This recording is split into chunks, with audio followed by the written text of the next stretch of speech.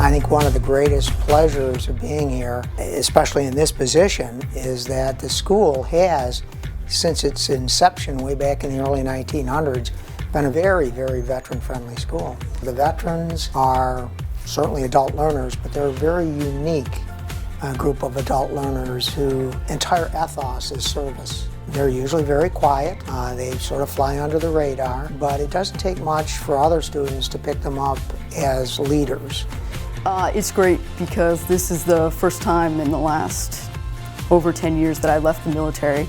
So it was a little hard transitioning away from the military community, but it was nice knowing there was a solid community here willing to accept me and willing to help. You know, it's a tough transition from military life to civilian life, but if you listen to your heart and listen to your passions, like, you know, what are your passions like? What do you love to do? You know, for me, it's learning history. It connects everything in life.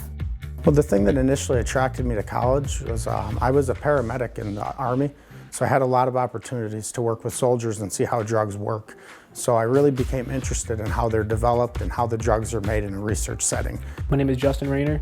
I served in the Marine Corps for 4 years. It's no secret that DUville is a good school, especially, you know, it's for veterans more than facilitating, and that word gets around the country. I was in California. I originally heard about it through the publications, whether it be the Marine Corps Times, Army Times, Navy Times, things like that. It's one of the top-ranked schools for veterans. It just happened that I had friends who went here as well, and they insisted that I come and check it out. And as it was, I did, and I checked it out, and I loved what I saw, so I applied. I'm a retired Army infantry colonel. I served for 28 and a half total years. I graduated from DUville College with a master's in international business in 2013, and right now I'm employed as a senior project manager for a large financial institution headquartered here in Buffalo, New York. There's a lot of camaraderie here at this college.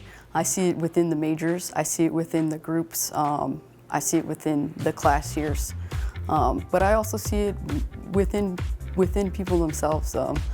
And I know for somebody coming out of the military, it's kind of disheartening and it's kind of scary. I'd say now, looking back to my deployments, this is probably the scariest thing that I had to do in my life. It's transition over, because it's 10 years that's the only culture that I knew. It's the only world that I knew was the military. I got thrown back in civilian life. It's like, this was a safe haven for me, you know, coming into the Vets Lounge and again, you know, the professors understanding where I'm coming from and giving me that little nudge and saying, hey, you're gonna be okay, you're gonna be all right.